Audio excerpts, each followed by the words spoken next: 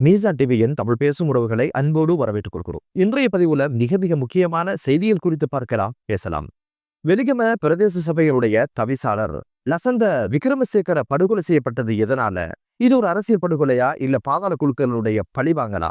யார் இவரை சுற்றி என்ன நடந்தது, எதற்காக இவர் இலக்கு வைக்கப்பட்டார் என்ற பல்வேறு விஷயங்களை பேசுறதுதான் இன்றைய பதிவு. இந்த தாக்குதல் வன்மையாக கண்டிக்கப்பட வேண்டியது. காரணம் என்ன? அவர் என்னதான் குற்றவாளியாக இருந்தாலும் பாதாள குழுக்கள் தண்டனை கொடுக்கிற அளவுக்கு நீதித்துறை சார்ந்தவங்கள் கிடையாது, அவங்க தூய்மையானவர்களும் கிடையாது. ஆளுக்கால் பழிவாங்குவதற்கு ஆயுதங்களை கையில் எடுத்துட்டா நாடு சுடுகாடாக மாறி போகும். அரசு நிறுவனம், நீதித்துறை இவைகள்தான் சட்டத்தை நடைமுறைப்படுத்த வேண்டியதும் தண்டனை கொடுக்க வேண்டியவங்களும். எனவே இந்த ஒரு தாக்குதல் மக்கள் சந்திப்பின் போது அரசு நிறுவனத்துக்குள்ள ஒரு அரசு சார்ந்த மக்கள் பிரதிநிதியாக இருக்கிறவர் படுகொலை செய்யப்பட்டது. அவர் என்ன குற்றச்செயலோடு சம்பந்தப்பட்டிருப்பினும் சரியே, இது கண்டனத்துக்குரிய வன்மையாக கண்டிக்கப்பட வேண்டிய ஒரு விடயம் என்பதை முதல்ல மீசா டிவி பதிவு செய்து கொள்ள விரும்புது. சரி, இந்த சம்பவம் எப்படி பதிவாகுது அப்படின்னு ஒரு விஷயத்த முதல்ல நாங்க பார்த்துருவோம். வெலிகம பிரதேச சபையினுடைய தவிசாளர் மக்கள் சந்திப்புக்காக அவருடைய உத்தியோகபூர்வமான அறையில உட்கார்ந்து கொண்டு மக்களுக்கான பணியாக கைச்சத்து எழுதுவது, ஆவணங்களை பரிசோதனை செய்யறது, இந்த பல்வேறு விஷயங்களை செய்து கொண்டிருக்கிற சந்தர்ப்பத்துல 10-20 மணி அளவுல ஒரு பெண்மணி அவரோட தேவைக்காக வேண்டி கைச்சத்து வாங்குவதற்காக தவிசாளரை சந்திச்சுட்டு வெளியே வர சந்தர்ப்பத்துல வெள்ளையும் சொல்லையுமாக அணிந்து கொண்டு மாஸ்க் அணிந்து கொண்டு ஒரு ஃபைலோட மற்றும் ஒரு நபர் தவிசாளரை சந்திக்கிறதுக்கு போறாரு.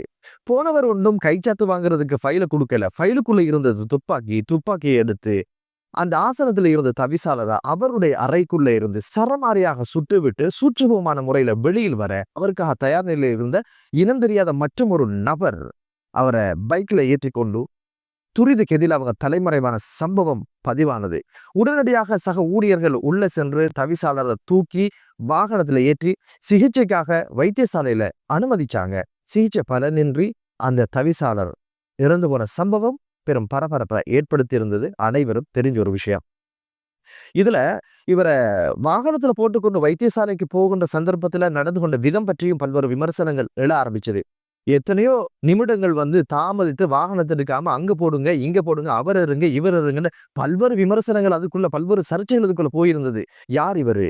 இது உண்மையில ஒரு அரசியல் படுகொலையா, இல்ல பாதாள குழுக்களுடைய பழிக்கும் படலமா என்ற பல்வேறு விஷயங்கள் பேசுபொருளாக பாராளுமன்றத்துக்குள்ள இருக்கிற சந்தர்ப்பத்துல தான் பொதுமக்கள் பாதுகாப்பு அமைச்சர் ஆனந்த விஜயபால் அவங்க பல்வேறு விஷயங்களை பட்டியலிட்டாரு. இவர் யாரு, இவரை சுத்தி என்ன விஷயங்கள் நடந்தது, எதுக்காக இவர் டார்கெட் பண்ணப்பட்டாரு, யார் இவங்க டார்கெட் பண்ணிருப்பாங்க, பல்வேறு விஷயங்களை முதன் முறையாக பாராளுமன்றத்திலேயே அவர் சொன்னது பல்வேறு ஊடகங்களுடைய கவனத்தை அது ஈர்த்திருந்ததை பார்க்க முடிந்தது. அவர் சொன்ன ஒரு விஷயம் இவர் பல்வேறு குற்றச்செயல்களோடு சம்பந்தப்பட்டவர் மட்டுமல்ல, பாதாள குழுக்களோட இவருக்கு உறவு இருக்குது. ஆயுதம் வைத்திருந்த குற்றச்சாட்டுல கைது செய்யப்பட்டு அதற்கான விசாரணை ஓடிக்கொண்டிருக்குது. சுமார் 6 வழக்குகள் இவருக்கு நிலுவையில இருந்து அந்த வழக்குகள் ஓடிக்கொண்டிருக்குது. காலி மாவட்டத்துல 2 வழக்குகள், குருநகர் மாவட்டத்துல 2 வழக்குகள், மாத்திர மாவட்டத்துல 2 வழக்குகள் உண்டு. மொத்தமாக 6 வழக்குகள் இப்போது ஓடிக்கொண்டிருக்குது. அது மட்டுமல்ல, கேல்பத்திர பத்மையுடைய குழுவை விசாரணை செஞ்சதுல தெரிய வந்த ஒரு விஷயம் தான் இவர்கிட்ட பல்வேறு ஆயுதங்கள் இருப்பதான விஷயங்களும் சொல்லப்பட்டிருக்குது. அது சம்பந்தமான விசாரணைகளும் இப்போது சிஐடியினர் முன்னெடுக்கிற விஷயத்தையும் சொல்லியிருந்தாரு. அது மட்டுமல்ல, போதைப்பொருள் வியாபாரத்தினூடாக பணம் சம்பாதிச்சாரு, சொத்து ஈட்டினாரு என்ற குற்றச்சாட்டின் கீழ் அதற்கான விசாரணைகளும் நீதிமன்றத்துல நிலுவையில் இருக்குது. எனவே இவர் பாதாள குழுக்களோட சம்பந்தம் வச்சிருந்தவர், இது சம்பந்தமான விசாரணை துரிதப்படுத்தப்பட்டிருக்குது அப்படின்னு ஒரு விஷயத்த சொல்லி முடிச்சாரு. இதை ஏன் பாராளுமன்றத்தில் இவர் சொன்னார் அப்படின்னு கேட்டீங்கன்னா, சஜித் பிரேமதாச எழுந்து காட்ட சாட்டமான விமர்சனங்களை முன் வச்சாரு. மக்கள் பிரதிநிதி, மக்கள் சந்திப்புக்காக அரசு நிறுவனத்துல இருந்த நேரத்துல தான் இப்படியான ஒரு சம்பவம் நடந்திருக்குது. இது மிகப்பெரிய ஒரு தேசிய பாதுகாப்புக்கு அச்சுறுத்தலாக இருக்குதுன்னு பல்வேறு விஷயங்களை விமர்சனமா முன்வைக்கிற சந்தர்ப்பத்தில் தான் இதுக்கு பதில் சொல்லி ஆகணும் அப்படின்னு சொல்லி அமைச்சர் ஆனந்த விஜயபால் அவங்க எழும்பி, இவர் ஒன்றும் மக்கள் பிரதிநிதியாக தெரியலையே, இவருக்கு பாதாள குழுக்களோட இப்படியான குற்றச்செயலோட சம்பந்தம் இருக்கு என்று சொல்ல வேண்டிய ஒரு தேவையும் ஏற்பட்டிருந்தது. இவர் மீது மேலும் முன்வைக்கப்படுகிற குற்றச்சாட்டுகள் என்ன அப்படின்னு பாத்தீங்கன்னா, இவர் ஹரக்கட்டாக்கு மிக மிக நெருக்கமாக வாழ்ந்து வந்தவர். ஹரக்கட்டாவினுடைய அணிக்கும் குழுவுக்கும் மகேந்திர மதுஷனுடைய குழுவுக்கும் இடையில நீண்ட நாள் பகையும் அதிகார போட்டியும் நிலவி வந்த சந்தர்ப்பத்துல தான் ஹரக்கட்டா வெளிநாட்டில் இருந்து கொண்டு இங்க இவங்களை இயக்க ஆரம்பிச்சாரு. இவர் ஹரக்கட்டாக்கு மிக நெருக்கமாக வேலை பார்த்தவர். ஒரு கட்டத்துல என்ன பண்ணிருக்காரு அப்படின்னு பார்த்தீங்கன்னா, மகேந்திர மதுஷனுடைய வலது கையாக செயற்பட்ட சஞ்சய் சுத்தா என்று சொல்லப்படுகிறவரை படுகொலை செய்த குற்றச்சாட்டுல அன்றைய காலகட்டத்துல கைது செய்யப்பட்டு சிறைக்கு அனுப்பி வைக்கப்பட்டவர் யார் அப்படின்னு பாத்தீங்கன்னா, இந்த தவிசாளர் அதாவது மிதிகம லசா. இந்த பேரு இப்படி வந்தாலே தெரியும் இது இவருக்கான பட்டப்பேரு பல்கலைக்கழகங்கள் கொடுத்ததோ அல்லது டிகிரி முடிச்சதோ இந்த கல்வி நிறுவனங்கள் கொடுத்த பட்டங்கள் கிடையாது. இந்த பட்டப்பேர் வந்தாலே தெரியும் பாதாள குழுக்களோட அடியில இறங்கி ரொம்ப ஒர்க் பண்றவர் என்பது தெரிய வருது. அது மட்டுமல்ல, இதுக்கு பயன்படுத்திய 2 வாகனங்களும் இவருடையதுன்னு சொல்லி அந்த வாகனங்களையும் போலீசார் கைப்பற்றியிருந்தாங்க. நீதிமன்றத்தினுடையாக தண்டனை அனுபவிச்சவர், தண்டனை பெற்றவர், பல்வேறு காலகட்டங்களில் சிறைக்கு போய் வந்தவர் என்ற ஒரு விஷயம் தெரிய வந்திருக்குது. 93% எழுத்தறிவு கொண்ட கல்விமான்கள் உள்ள நாட்டுல இந்த மக்கள் ஆளுகிறது யார் அப்படின்னு பாத்தீங்கன்னா குடுக்காரன், கொலைகாரன், கொள்ளைக்காரன், கப்பம் பெறுறவன். தினமின பத்திரிகை இவருக்கு இவர் அபேட்சகராக சஜ்ஜபை நிறுத்துகின்ற பொழுது இவருடைய குற்றம் சம்பந்தமான விஷயங்கள் எல்லாம் எழுதி எதற்காக சஜ்ஜபை என்ற கட்சி இது போன்ற பாதாள உலக குழுக்களோட சம்பந்தம் இருக்கிறவங்களுக்கு வாய்ப்பு கொடுக்குது அப்படின்ற கேள்வியை முன்னிறுத்தி ஒரு கட்டுரையை வெளியிட்டு இருந்ததும் இங்கு பேசுபொருளாக இப்போது மாறி இருக்குது. வேலையில போற ஓனானை பிடிச்சு வேட்டைக்குள்ள விட்டுட்டு கடிக்குது, கொடையுது, எரியுது, சொறியுதுன்னு சொல்றதுல எந்த அர்த்தமும் கிடையாது என்பதுதான் மீசான் டிவியினுடைய பார்வை. ரஞ்சித் பிரேமதாச இந்த ஒரு விஷயத்துல அலட்சியமாக இருந்தாங்க. என்ன, நமக்கு தேவை அதிகாரம், நமக்கு தேவை வாக்கு.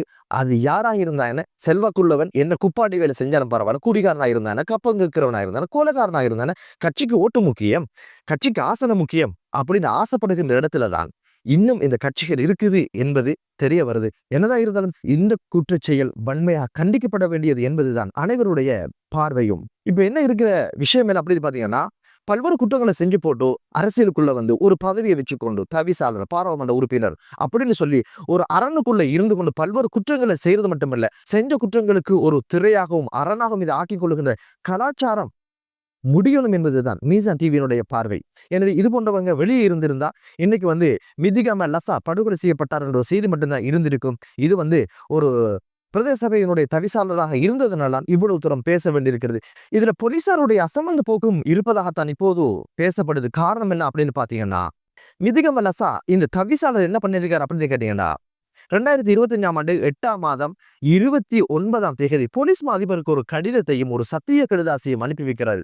என்னுடைய உயிர் அச்சுறுத்தலுக்கான பாதுகாப்பு வழங்கப்படணும் அப்படின்ற ஒரு விஷயம் அல்லது அது குறித்த அறிவிப்பு என்றுதான் அந்த கடிதத்திற்கு தலைப்பிடப்பட்டதாகவும், அந்த கடிதத்துல என்ன சொல்லியிருக்கிறார் அப்படின்னு கேட்டீங்கன்னா, எனக்கு பல்வேறு பாதாள குழுக்களை நான் உயிர் அச்சுறுத்தல் இருப்பதாகவும், எனது பதவி பிரமாணத்தை தடை செய்வதற்கான அனைத்து முனைப்புகளும் எச்சரிக்கை விடும் விதத்தில் அமைந்திருந்தது. எனவே பல்வேறு பாதாள குழுக்களால் எனக்கு பிரச்சனை இருக்கிறது என்ற ஒரு விஷயத்தை சொன்னது மட்டுமல்ல, 28ஆம் திகதி மிதிகம ருவான் அவருடைய ஏதோ ஒரு ஃபேஸ்புக் தளத்துல எனது உயிருக்கு அச்சுறுத்தல் விடும் விதத்துல ஒரு போஸ்ட போட்டு இருக்கிறாரு.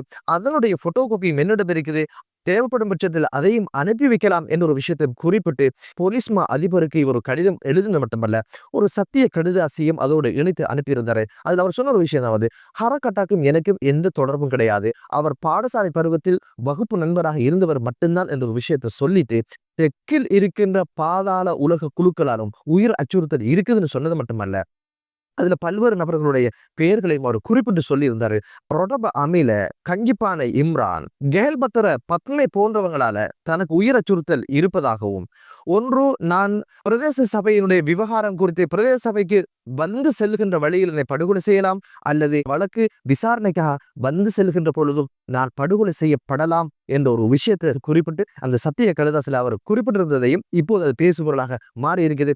போலீஸ் தரப்புல இவருக்கு என்ன பதில் சொல்லியிருக்கிறாங்கன்னா, ரொம்ப அவதானமாக இருந்து கொள்ளுங்க அப்படின்னு ஒரு விஷயத்தை சொன்னது மட்டும்தான் அவருக்கு செய்தியாக கிடைத்ததாக சொல்லப்படுது. என்னதான் இருந்தாலும் இவர் நீதிமன்ற நடவடிக்கைகளோடு சம்பந்தப்பட்டவர். அது மட்டுமல்ல, ஒரு மக்கள் பிரதிநிதி. தனக்கு பிரச்சனை இருக்கு அப்படின்னு சொல்லி போலீஸ் அதிபர் வரைக்கும் இந்த செய்தியை கொண்டு போயிருக்கிறார் என்றால், நிச்சயமாக இது குறித்து போலீஸ் திணைக்களம் அல்லது போலீஸ் ஆணையகம் அல்லது போலீஸ் அதிபர் நடவடிக்கை எடுத்திருக்க வேண்டும். காரணம் என்ன அப்படின்னு பாத்தீங்கன்னா, அது ஒரு மனிதனுடைய அடிப்படை உரிமை.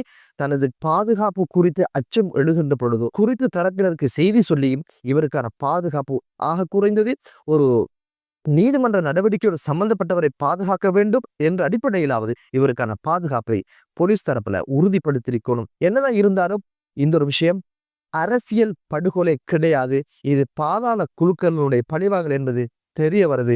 இதுக்கு மேல ஒரு விஷயம் என்ன அப்படின்னு பாத்தீங்கன்னா, மிதிகம ருவானும் ஹரக்கட்டாவும் இந்த மிதிகம லசாவும் ஒன்றோடு ஒன்று பயணிச்சவங்க. இருவருக்கும் இடையில பல்வேறு முரண்பாடுகள் தோன்றினதுனால ஹரக்கட்டா மத்தியஸ்தம் வைத்து பல்வேறு சமாதான பேச்சுவார்த்தைகளை முன்னெடுத்தாலும் அது நடக்கல. ஹரக்கட்டான கைதுக்கு பிறகு இவர் என்ன பண்ணிருக்காருன்னா, அந்த பாதாள குழுக்களுடைய சகவாசத்தை குறைச்சிருக்கிறாரு.